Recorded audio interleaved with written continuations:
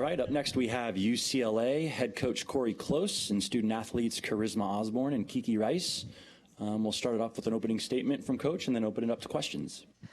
Hi, everybody. It is so great to be together. We are excited for this coming year and just really want to say thank you to all of you as we have really set the stage in this conference of being about growing the game. That doesn't happen without all of you. And so just excited about this year, excited about our team, but also excited about us continuing to grow the game together. So thank you all. Questions, as always, please state your name and affiliation at the top, and we'll start it off. We'll go Matthew here in the front.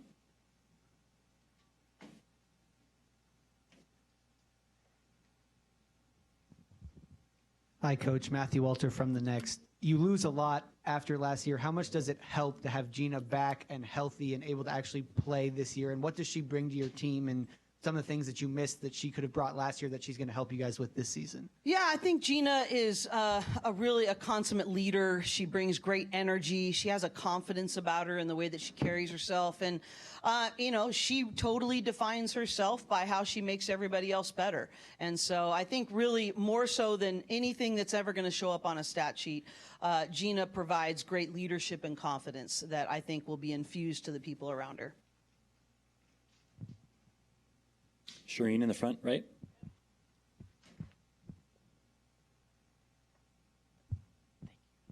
Shireen Ryan in the front row. So you have the top recruiting class coming in, a lot of new people. What are you guys doing, all three of you, to get the chemistry going and to have the high caliber players coming in? So, you know, you've got to even out all the personalities. How's all that going? You want to start, Charisma? Okay, yeah. Well, the personalities are great. They mesh really well with the people that we already have on the team. And I think, honestly, with this team, everyone is just so open to doing whatever role Coach Cori has for each and every one of us. And I don't think it's like, oh, I have this role, I'm stuck in this role. I think everyone is just super excited for the season and is willing to do whatever it takes for our team to be at the top. What about you, Kiki? Yeah, I'd say it's just a ton of, spending a lot of time together and really kind of getting to know each other on and off the court. I think we're an extremely competitive group, and you can tell it in practices and in our scrimmages and stuff, but I think we're all here to compete and to win. So I think we all make each other better, and that's the best thing about this group. Well, just like Kiki just texted me a few minutes ago and said, there's a ping pong table out there. We got to play. Like, it crosses the competitiveness, crosses all lines. I think the reality, though, is, as they both have touched on, is that I'm a true believer that connection precedes commitment. And so there was a big, emphasis on, let's really get to know each other this summer. Let's create great memories. Let's really be intentional in how we go about doing that. And I think that just builds not only trust, but it builds our competitive nature, because everyone trusts that we're in it for the right reasons. And when you compete with each other, you're calling each other up to new standards. And so I think that's been really critical, is to build those connections and to celebrate each other's differences. We all really bring something different to the table. And I will say this about, them being the #1 recruiting class. To me, what makes them really elite is they're also #1 recruiting class in terms of character and other-centeredness and work ethic. And so I think that's why Charisma is able to say what she says, is because there's just a commitment to team and to character. And but in terms of, putting people out on the court, age ain't nothing but a number to me. I could care less. And so how we mold together, and I will be honest with you, we're a work in progress in that. I don't think we've quite found that on-court totality and chemistry yet, but that'll come. But really excited about where they're going and what they've brought. We'll go Michelle here in the front, then Alex, and then Cindy. Michelle Gardner, Arizona Republic. Coach, I was curious on your take on the soon-to-be move to the Big Ten. And obviously, women's basketball in the Pac-12 is better than any other conference in the country. So your take on the positives and then the negatives, maybe the travel of that move. Well, I think the reality is that the unknowns of how the travel and all, I don't know how that's all going to go. But what I will tell you is that I am so thankful to be a great partner in the Pac-12 for the next 2 years. And I have been one of the people that is all about back the pack and building the game and all. I'm so thankful for our history. I'm so thankful for what we're going to be able to do over the next 2 years. And we are committed to being a great partner to that end. choices were made to move us to that conference, and I think there's going to be great opportunities to grow the game in a different way. My ultimate commitment is to the experience of the student athletes, and so my job is to leverage that decision to the betterment of our student athletes, both as women, both as students, and as athletes, and so that is what I will focus on as that transition is made. Alex and then Cindy. Alex Simon from Bay Area News Group. Cori, over here to your left. To the left, sorry. Alex sorry. Simon from Bay Area News Group. No worries. When you talk about the betterment of student athletes, I know that you guys made quite a deep run in the WNIT postseason last year, but that there were some challenges that came with a run like that, as kind of there's reports that the NCAA is looking into potentially adding its own second tournament. Is Correct. that how do you view that as a coach who just experienced what the WNIT has been like? Yeah, I actually happen to be on that committee that was discussing that, and I actually am very passionate about it. I think it is an incredibly different experience as our players experience as the NIT is for the men. And so I'm very pleased with the steps the NCAA is taking to fund a tournament that is proportionate and congruent to what they do for the men. And so I think it is a great investment. And I think it is the right next move, and I look forward to seeing how that can contribute to the student-athlete experience and postseason play, and that will continue to grow opportunities across our country for March Madness. Even though it may not be the NCAA tournament, I think those postseason opportunities are still important and still valuable. Over on the right, Cindy. Cindy Brunson, Pac-12 Networks. Good morning, everybody. Great to see you, Cori. Great to see you, Cindy. For your student athletes, I want to start with Kiki. For those in the room who weren't glued to the McDonald's All-American game like I was, what is the best attribute of your hoop game? I think the best attribute of my game is probably my ability to get downhill and attack in transition. I think that's really what I excel at, and I'm able to translate that over to the college level. Awesome. For you, Charisma, the leader of All We Have Is All We Need last season, what did you learn about yourself that's going to help you this season? Good question. I think I just learned that I can accomplish hard things. Last year and even the year before was just really hard, I think, for everyone, and just trying to figure out and navigate like our team and what was going on. So just knowing that I can accomplish hard things, and hopefully it gets easier from here on out. And then from a health perspective, how's the knee? Knee is doing great. I'm doing great. The team's doing great. Excited for this year. Awesome. And then for you, Coach, All We Have Is All We Need. That was a season I know you probably want to forget more than remember, but I think there were so many great takeaways. What was one of the biggest ones for you? Well, I think there are so many. You know, I think whenever you look back on really difficult things, as much as we all in life would love for us to learn the most, drinking iced teas on the beach, usually it doesn't happen that way. And the reality is that, you know, focusing on things under your control, finding joy is really a choice. It's not dependent upon my circumstances and how we create that for each other. My job is to create struggle and joy every day, and a balance of that, because I think a great learning environment needs both. And so I think that was really driven home for me as we went through the adversity of the last couple of years, that is still my responsibility and that is still under my control. And also that comfort can be a dangerous thing. And so, you know, reality for me is that as we have a lot of fun, and not that I want to go back to some of those circumstances, but the discomfort of adversity really does, bring about really great growth. And so to not try to avoid that because of past experiences. All the way in the back on the left. Hey, this question is for Charisma. This is Kylan Mills of the Pac-12 Network. I know the freshman class, high caliber players and people, but this is still all new for them. How big of a focus has it been for you to really set the tone for some of the newcomers and to be a vocal leader in both the locker room and on the floor? Yeah, it's actually been a challenge for me as well, trying to balance giving them grace and still holding them accountable to the standards that we have. But I think they've been doing a great job. Obviously, I remember being a freshman. It was not easy coming in.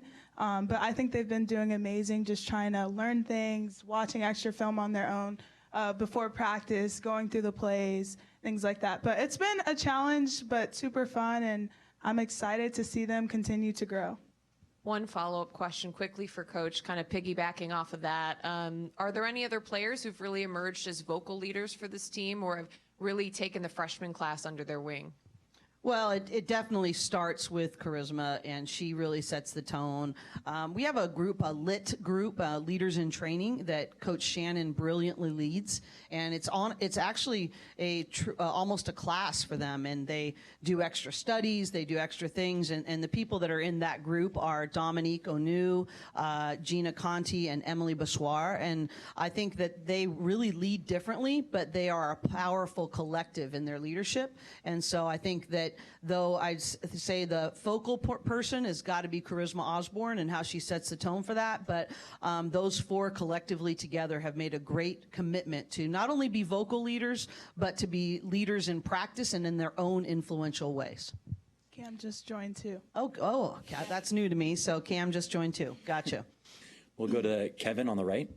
Kevin Dana, Pac-12 Networks. Coach, I know you were talking a little bit about the recruiting class earlier. I got a little distracted from the 5.0 earthquake. I'm not sure if you guys felt it up there. No. But, yeah, apparently it was 5.0 on the Richter scale. Wow. But I'm a Bay Area girl. I just roll with it. But sorry if you're repeating yourself, but what have you seen from the freshmen thus far? And then also as a piggyback off that, I remember that you've had great recruiting classes before, and I want to say the Jordan Canada, Monique Billings was a #1 ranked recruiting class as well.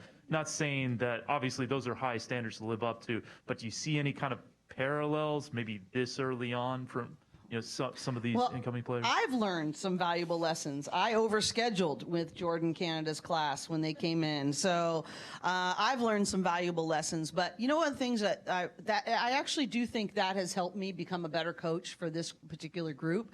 But I think one of the things that they do really, really well is they have a great balance of having unshakable confidence and competitive spirit. I don't think they're afraid to step into whatever role is going to help our team win. And at the same time, they're not afraid to also say, this is really hard and I have a lot to learn. And I think that's a really good, healthy tension for them to be in. And so it has not been easy, and it has not been a walk in the park for them. And at the same time, they are making an impact. And I think if we can keep that sort of balance going, I think that's going to be really key. I think we're going to be different in, February and March than we are in November and December. I think that we just have so much growing to do. And really only Charisma and Cam played a lot of pressurized minutes last year together. So everybody, either they're coming back from injury or for whatever reason, we have just a lot of new pieces that we're trying to mold into a synergistic group. And that's going to take some time. But the freshmen are doing great. And I think that we just have to give them, I think Charisma said it great, give them grace to learn, but hold them to the highest standards as we go about that. We're going to come over here on the left. Ann, Alex, and Matthew. 1, 2, 3. I'd like to circle back, Ann Killian with the San Francisco Chronicle. I'd like to circle back the issue of leaving the Pac-12 for the Big Ten with the players. In your thoughts, this is a decision that seems highly driven by football and without a lot of regard to other athletes, including, women's basketball has a powerhouse conference here, and you're going to be asked, not you, Charisma, I think you'll be done, right, by the time it happens. But just, you're looking at it as someone who played the whole time at Pac-12. You're looking at someone who's going to end up being in the Big Ten. Just what are your thoughts about it? I'd say that, coming in here, I'm just focused on these next years playing in the Pac-12 and being fully committed to competing in this conference and, having an experience that, of playing the other Pac-12 teams and just being fully focused on being in the Pac-12. And then for the next 2 years, I'm just looking forward to, after that, to playing in the Big Ten. I think it will be an adjustment, but obviously it's another opportunity to play in a new conference, and I think it will be exciting. Yeah, obviously I won't be here anymore, but I think I'm just super grateful for the Pac-12 and being able to compete in this conference, and then moving forward for the people who will be on the team. I think they're super excited about whatever's to come. But like I said, and like Coach Cori and Kiki said, we're super committed to the Pac-12 while we're still here and excited for this upcoming season and the next season. Alex Simon from Bay Area News Group again. Cori, even if this move does feel football-led and football-driven, maybe even a little men's basketball, it does seem like there is great opportunity for women's basketball across the landscape for television media rights. Obviously, you guys are making a move to a different conference, but just as somebody who's a West Coast kid, what do you kind of see as the opportunities for television rights to grow all across women's basketball here at WNBA beyond? Well, first of all, I like that you called me a kid, so I'll take that, first of all. But second of all, I just think that the reality is I will continue to go back to what is best to grow our game. I have never felt disregarded in this move. I will be very honest with that, even though we know that it's driven by some football and media rights. I do not ever think that when we were in the Pac-12 that women's basketball was disregarded, and I have not felt that in the move to the Big Ten that women's basketball is disregarded. And I think that's a great compliment to how women's sports in general are being viewed and how we're growing.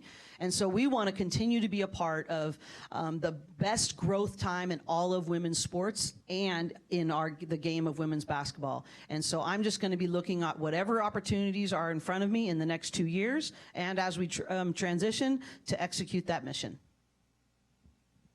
Charisma, this one's for you. After, a down year by UCLA standards, how hungry are you to get back to the NCAA tournament? I know your freshman year you didn't get to have one. You guys made it in your sophomore year where there was, it was weird. It was in the COVID time. So just how hungry are you as a player and a leader of this team to take UCLA back to the NCAA tournament? Yeah, I am very motivated and excited, and I think the whole team is, not just me. We knew how it felt last year to not make the tournament, so I know I never want to have that feeling again. But I'm super excited, and I think in practice everyone's just been showing that we're capable of making the tournament and even going to the Final Four and winning a national championship. So I think this experience from the past year, really is just giving more momentum to this year and helping us wanting to win. We're going to go over on the right to Joan, then Cindy, and then back to the left to Ann. Hi, Cori. Hi, Joan. Yeah, Joan Bomasini, Pac-12 Network. So I want to ask the players, so this may be a hard question, but you guys have all this talent, and I love watching your game, Charisma. Very excited to see you. Kiki, so I'm going to put you on the spot. Who's starting? I'll go first. Yeah, go ahead. I like it. Go ahead. You can go. Oh. No, you're the coach. Who are you going to start? Who's your friend? Oh, who's starting? Yeah, who's starting? Wow, you're really putting me on the spot. Yes, I am. Oh, gosh. Come on, you want to win. You're a leader. Yeah. Go ahead. So, you're right. Hard question here. So I gotta go with Kiki. She's sitting right next to me. For sure, going with Kiki. I'm gonna go with Cam. Emily, look out for her. She's been doing great in practice. Good. And the last spot is a toss-up right now. Gina, Dom, those I can't give you a for sure answer, but probably out of those two for the last spot. Okay, Kiki. I mean, for your coach to bring you as a freshman. Okay, that's okay. That's okay. Who's going to start with you? Because I know you're going to say yourself, or you should. Okay, obviously Charisma as well. No surprise there. Emily, Cam, and I'd say it depends on the game, whatever team we're playing, either Dom or Gina. Sweet. And I can just say you're going to see a lot of different starting lineups, I think, as we go along here and as people morph and grow. So I'm impressed that you guys were willing to put yourself out there. I probably would have deferred. But I would say a lot of people, there's going to be lots of opportunities, and any given night you're going to see a lot of different things. Anyone could start on our team. That's how good we are. Yeah. That's not a good answer. That's a good answer, because you have 5 and you got to put them on the floor. That's true. Yeah. Coach B with the hot take. Yeah, seriously. Coach Cori, congratulations on your run with USA Basketball. I've never had more fun setting an alarm clock for weird times of the day to watch women's basketball, so kudos to you. What was your biggest takeaway from that experience, and especially from the different players that you got to run out on the floor? What kind of schemes might we see impact UCLA basketball as a result? Well, I think it's a little bit more global than that. The second part of that question is that, you just see trends in our game in general, whether it be at the FIBA level or whether it be the WNBA. I think you're seeing a more positionless, versatile style. And I think, you're not, if you can only do one thing, I think the spacing of the floor, the, ability to shoot the ball, you really need to be able to have a higher basketball IQ. I just think that, it's expanding in such a great way, but it demands growth. growth by our women, both intellectually about the game, but also in their skill set and fundamentals. So I think that, it really was great. And it's so fun, even today, seeing several Pac-12 players that I had an opportunity to coach with USA Basketball. It's just such a great growth-producing experience. And from the coaches I got to work with, Natasha, who's now at Arizona State, being one of them, and, that I got to learn from was tremendous. But my biggest takeaway is that here they have won more gold medals, and especially on the women's side, than any other country. And they never talk about winning the gold medal. They always talk about gold medal habits. And Charisma can roll her eyes because we always talk about that. We're not talking about, winning championships. We're just talking about championship process and championship habits. And then we believe it truly will be a byproduct of that. And that was really impactful for me because, obviously their outcomes speak for themselves, but they never talk about the outcome when you're in the journey. It is truly about the habits within the journey.